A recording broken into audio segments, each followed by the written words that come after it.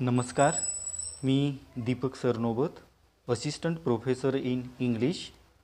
Leo Tolstoy यांची एक सुंदर स्टोरी द 3 क्वेश्चन्स आणि त्याच्यावरील ऑब्जेक्टिव्ह क्वेश्चन्स MCQ क्वेश्चन्स आपण पाहत आहोत.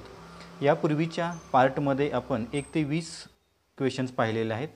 या सेकंड पार्टमध्ये 21 to 40 असे एकूण पुन्हा 20 क्वेश्चन्स अँड आन्सर्स आपण पाहणार आहोत. राजाला पडलेले 3 प्रश्न, त्या 3 प्रश्नांची विद्वानांनी दिलेली उत्तरं, राजाचं न झालेलं समाधान आणि त्या प्रश्नाची खरी उकल करण्यासाठी, खरी उत्तरं शोधण्यासाठी मग राजा हर्मिटकडे जातो. आता तिथून पुढचा जो भाग आहे इथपर्यंत पाहूया आणि या व्हिडिओच्या लेक्चरमध्ये आपल्याला त्या 3 प्रश्नांची परफेक्ट आन्सर्स काय आहेत नेमकी ती नक्की पाहायला मिळतील. आपण सुरुवात करूया. ज्या विद्यार्थ्यांनी पार्ट फर्स्ट पाहिलेला नाही आहे तर त्या व्हिडिओची लिंक मी या व्हिडिओच्या डिस्क्रिप्शन बॉक्समध्ये अवेलेबल करून देत आहे, ती नक्की पहा. सेकंड पार्टमधील आपण क्वेश्चन स्टार्ट करतोय. 21 पासून स्टार्ट करूया. पहिला क्वेश्चन असा आहे, what did the king do to meet the hermit. हर्मिटला भेटण्यासाठी राजानं काय केलं. तर आपणाला स्टोरी जर आपण रीड केली असेल तर लक्षात येतं की अगदी सर्वसामान्य लोकांच्यासारखं काय केलेलं आहे, वेश परिधान केलेला आहे. आपला घोडा असेल किंवा बॉडीगार्ड असेल तर ते ठराविक अंतरावरती दूर बाजूला ठेवलेले आहेत आणि ते स्वतः एकटे गेलेले आहेत. या सगळ्या गोष्टींचा विचार करता ऑप्शन A, B, C हे तिन्हीचे तिन्ही इथे इन्क्लूड आहेत. Put on ordinary close, left his horse with his bodyguard आणि वेंट ऑन अलोन. त्यामुळं ऑप्शन D जो आहे, ऑल ऑफ दी अबोव, हे आपलं आन्सर असायला हवं. 22nd असा आहे question, why did the king put on common clothes to visit the hermit. हर्मिटला भेटण्यासाठी राजानं सर्वसामान्य लोकांच्यासारखा वेश परिधान का केला, साधी कपडे का परिधान केलीत. तर साहजिकच त्याचं एक उत्तर असं आहे की हर्मिट जे होते ते फक्त कॉमन लोकांनाच काय करत होते, भेटत होते, त्यांची भेट घेत होते, त्यांचे जे समस्या असतील त्यांचं निराकरण करत होते. त्यामुळं ऑप्शन C जो आहे, because the hermit only received the common folk, जे आहे ते आपलं आन्सर असणार आहे. त्यानंतर नेक्स्ट क्वेश्चन असा आहे, what was the hermit doing when the king came near his hut. राजा जेव्हा हर्मिटला भेटायला जातात आणि ते जेव्हा त्यांच्या झोपडीच्या शेजारी जातात तेव्हा ते हर्मिट काय करत होते असा उल्लेख दिलेला आहे. तर राजा गेल्यानंतर राजांना एक सीन असा दिसतो की हर्मिट आपल्या झोपडीच्या शेजारी एक ठराविक अंतरावरती काय करत होते, उकरण्याचं काम, खड्डा काढण्याचं, वापा तयार करण्याचं काम करत होते. मग हा जर आपण ऑप्शन कन्सिडर केला तर ऑप्शन B जो आहे, digging the ground in front of his hut, आपल्या झोपडीच्या समोरील जी जागा आहे ती काय करत होते, खणत होते, उकरत होते. तिथं काहीतरी त्यांना झाडं वगैरे काय बिया लावायचे असतील तर त्याच्यासाठी ते वापा, बेड तयार करत होते. 24 असा आहे, the hermit whom the king consulted was. राजानं ज्यांच्याशी कन्सल्ट केलेलं आहे ते हर्मिट कोण होते. तर very strong, sturdy, not feeling well, quite busy with reading a religious book, की वीक अँड ओल्ड. तर आपल्याला ऑप्शन जो 4th आहे ते वीक होते, ओल्ड होते, वयस्कर होते. त्यामुळं ऑप्शन D जो आहे ते आपलं आन्सर असणार आहे. On hearing the questions of the king the hermit. आता राजानं तिथं त्यांना काही प्रश्न विचारलेले आहेत. मग ते प्रश्न विचारल्यानंतर हर्मिट यांची प्रतिक्रिया काय होती. तर त्यांनी requested him to take rest घ्यायला सांगितली. Asked him to wait for some time, काही ठराविक वेळ वाट पाहायला सांगितली. आन्सर्ड नथिंग, काहीच बोलले नाहीत, काहीच उत्तर दिलेलं नाही. किंवा started thinking over the question, किंवा प्रश्नांची उत्तरं शोधण्याच्या दृष्टिकोनातून त्या प्रश्नांच्यावर विचार करायला सुरुवात केली. तर ते काहीच बोलले नाहीत, काहीच उत्तर त्यांनी दिलं नाही. त्यामुळे ऑप्शन C जो आहे ते आपलं आन्सर असणार आहे.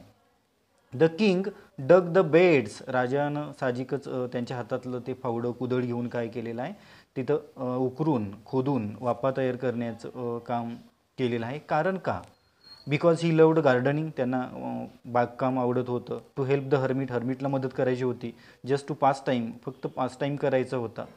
टू गेट हिज आन्सर किंवा उत्तर मिळवायची होती, म्हणजे आता तिथं खणल्यामुळं उकरल्यामुळे उत्तर मिळणार होतीत का, तर साहजिकच टू हेल्प द हर्मिट, त्यांचं वय झालेलं होतं, ते वीक होते, त्यामुळं त्यांना मदत करण्याच्या दृष्टिकोनातून त्यांनी साहजिकच ती कृती केली. नंबर 27 क्वेश्चन असा आहे, here comes something running who said this line. आता ही लाईन नेमकी कुणी म्हणालेलं आहे, राजाचं तोंडचं वाक्य आहे की हर्मिटच्या तोंडचं वाक्य आहे की बॉडीगार्डच्या तोंडचं वाक्य आहे की लर्न मेन. आता इथं the hermit, bodyguard, the king, the priest कुणाच्या तोंडचं वाक्य आहे, तर हे वाक्य हर्मिट यांनी किंगला उद्देशून कुठेतरी म्हणलेलं आहे, त्यांच्या तोंडचं वाक्य आहे, त्यामुळे ऑप्शन ए हे आपलं आन्सर राहणार आहे. When the king began digging, जेव्हा राजानं डिगिंग करायला खणायला सुरुवात केली, he saw dot dot dot come running out of the wood, तर कोणीतरी जंगलातून पळत पळत येतेलं त्यांना दिसलं. मग आता ते नेमकं कोण होतं, टायगर होता, बेर्डेन मॅन होता, दाढीवाला माणूस होता, बेअर अस्वल होतं की डिअर हरिण होतं, तर साहजिकच ऑप्शन बी जे आहे अ बेर्डेन मॅन ते आपला आन्सर असणार आहे. मग आता the bearded man held his hands pressed against his, जो धावत आलेली व्यक्ती होती, दाढीवाली व्यक्ती होती, तिनं आपले हात जे आहे ते प्रेस करून धरलेले होते, कुठे, आपल्या फोरहेडवरती, कपाळावरती, स्टमक पोटावरती असं घट्ट पकडलेलं होतं, चेस्टवरती की हँडवरती, एका हातावरती दुसरा हात केला होता, तर ते पोटाला अगदी स्टमकला काय करून धरून तो पळत आलेला होता, त्यामुळे आपला आन्सर असणार आहे बी. आता तो का पळत आलेला होता आणि कोण व्यक्ती होती ते देखील आपल्याला या क्वेश्चनच्या थ्रू आपण उलगडा त्याचा करूया. The injured man reached the king and, the injured जखमी झालेली जी व्यक्ती होती, दाढीवाली व्यक्ती बेर्डेन मॅन, तो राजाजवळ येऊन पोहोचला आणि त्यानं काय केलं मग, fail fainting on the ground, मग साहजिकच चक्कर येऊन तो ग्राउंडवरती पडलेला आहे, बिगॅन टू क्राय, रडायला सुरुवात केलेली आहे, आस्क्ड फॉर हेल्प, मदत मागितली, की ट्राय टू किल हिम, की राजालाच मारायला त्यानं प्रयत्न केला, तर धावत तिकडून आला आणि साहजिकच चक्कर येऊन तो काही वरती जमिनीवरती कोसळला, त्यामुळे आपलं आन्सर आहे fell fainting on the ground. 31 question असा आहे, in the story both the hermit and the king, दोघेच्या दोघे हर्मिट आणि किंग, हे सेंटेन्स आपल्याला कसं कंप्लीट करता येईल, were not surprised to meet the man, ज्या व्यक्तीला भेटल्यानंतर त्यांना अजिबात आश्चर्य वाटलं नाही, स्लेप्ट फॉर लॉंग, खूप वेळ ते झोपलेले आहेत, nursed the wounds of the bearded man, तर त्या व्यक्तीची जखम झालेली होती, ती जखम कुठेतरी बरी होण्यासाठी त्यांनी नरिशमेंट कुठेतरी केलेलं आहे, प्रथमोपचार केलेले आहेत, आणि टोल्ड टेल्स, कथा सांगितलेल्या आहेत, तर ऑप्शन सी जो आहे nursed the wounds of the bearded man. How did the king serve the wounded man, जखमी झालेल्या त्या व्यक्तीला, दाढीवाल्या व्यक्तीची सेवा, शुश्रूषा, प्रथमोपचार राजानं कसं केलं, एक A washed and covered his wound, ती जखम धुतलेली आहे, कवर केलेली आहे, कशानं, विथ हिज हँकरचिप, आपल्या सोबत असणाऱ्या हँकरचिपनं, okay, redressed the wound until the bleeding stopped, जो पण रक्त थांबत नाही तो पण रिड्रेसिंग करत राहिलेले आहेत, brought fresh water and gave it to him, अगदी फ्रेश वॉटर आणलेलं आहे आणि ते काय दिलेलं आहे त्या वुंडेड व्यक्तीला, दाढीवाल्या व्यक्तीला दिलेलं आहे. हे तिन्हीच्या तिन्ही सगळ्या जे ऑप्शन ए बी सी आहेत ते सर्व पर्याय राजाने केलेले आहेत, त्यामुळं ऑल ऑफ दी अबोव हे आपलं आन्सर असणार आहे, असायला हवं. आता 33 क्वेश्चन कसा आहे, why did the bearded man want the king dead.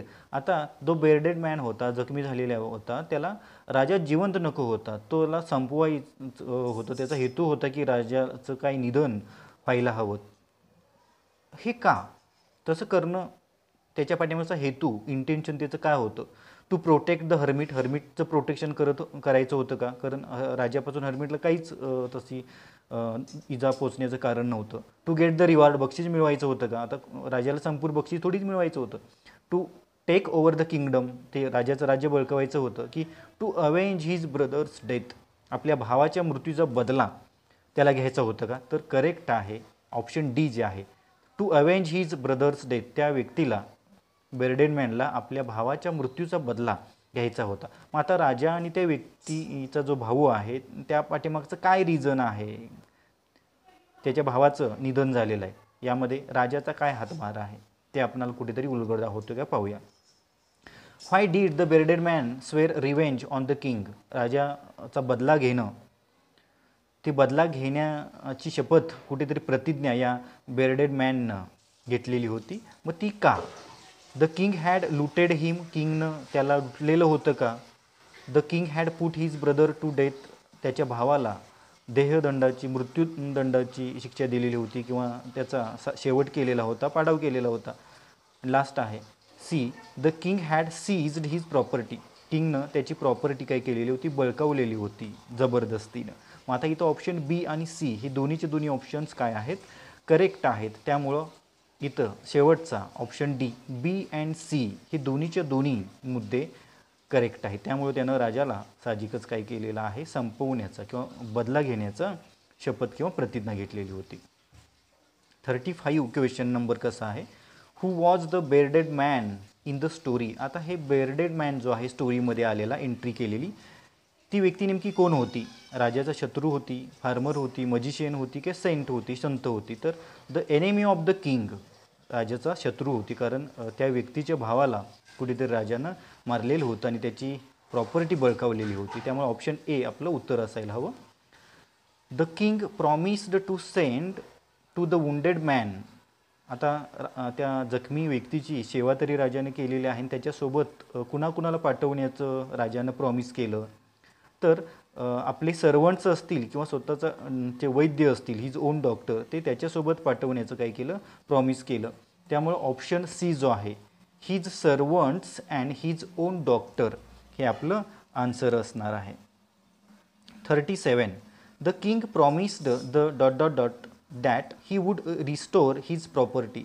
आता किंगनं कुणाला प्रॉमिस केलं की किंग स्वतः काय करणार, त्यांची प्रॉपर्टी जी आहे ती परत देणार. मग सोल्जरला, सर्वंटला, हर्मिटला की वुंडेड मॅनला? साहजिकच वुंडेड मॅनची प्रॉपर्टी बळकावलेली होती, त्यामुळे त्यालाच परत करण्याचं काय केलं, त्यांनी वचन दिलं. त्यामुळे ऑप्शन डी हे आपलं आन्सर असणार आहे. आता आपल्याला जे काय 3 प्रश्न राजाचे होते, विचारलेले होते, त्याची हर्मिटनं कोणती उत्तर दिलेली आहेत, परफेक्ट आन्सर्स जे आहेत 3 प्रश्नांची, ती आपल्याला या शेवटच्या 3 प्रश्नातून जाणून घेऊया. According to the hermit the most important time is. आता हर्मिटच्या मतानुसार, त्यांच्या मते the most important time is, सर्वात महत्त्वाची वेळ जी आहे ती कोणती? नाऊ, पास्ट, फ्युचर की अर्ली मॉर्निंग?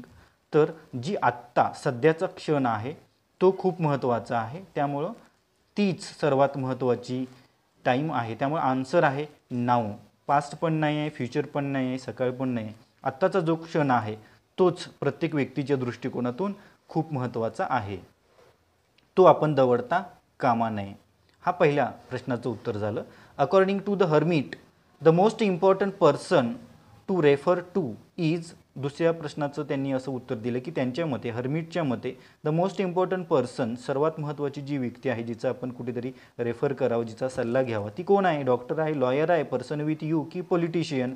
तर त्या क्षणाला, ज्या तुमचा साहजिकच वर्तमान काळातील जो क्षण आहे त्या क्षणाला तुमच्यासोबत जी व्यक्ती असते तीच व्यक्ती तुमच्या दृष्टिकोनातून सर्वात महत्त्वाची असते. सर्वात महत्त्वाची वेळ कुठली? आत्ताची, आत्ताचा क्षण.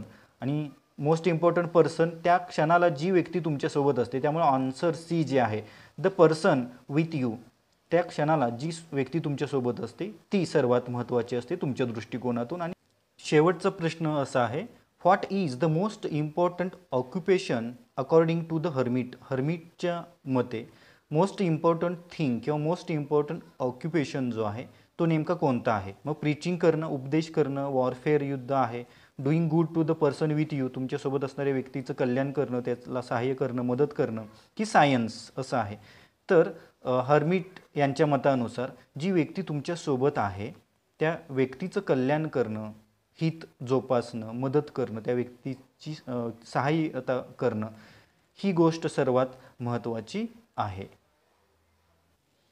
लिओ टॉल्स्टॉय यांनी आपल्या स्टोरीमधून सर्वसामान्य व्यक्तीच्या दृष्टिकोनातून महत्त्वाचे असणारे 3 प्रश्न मांडण्याचा प्रयत्न केलेला आहे राजाच्या थ्रू, आणि हर्मिटच्या थ्रू त्या प्रश्नांचं जे सोल्युशन आहे ते देखील सांगण्याचा प्रयत्न केलेला आहे. कोणती कृती करण्याची जी परफेक्ट वेळ आहे ती आत्ता आहे, नाव हा क्षण आहे, एखादी व्यक्ती तुमच्या आयुष्यातील महत्त्वाची असेल तर ती त्या क्षणाला तुमच्यासोबत जी असते तीच व्यक्ती तुमच्या दृष्टिकोनातून महत्त्वाची आहे. आणि मोस्ट इम्पॉर्टंट थिंग असेल, ऑक्युपेशन असेल, तर तुमच्यासोबत असणाऱ्या व्यक्तीचं कल्याण करणं, भलं करणं, यापेक्षा आणखी मोस्ट इम्पॉर्टंट थिंग किंवा ऑक्युपेशन काय असू शकतो. त्यामुळं साहजिकच विचार करायला लावणारे हे 3 प्रश्न आणि अंतर्मुख करणारी त्याची 3 उत्तरं या आपल्या आजच्या युगामध्ये खूप महत्त्वाची आहेत.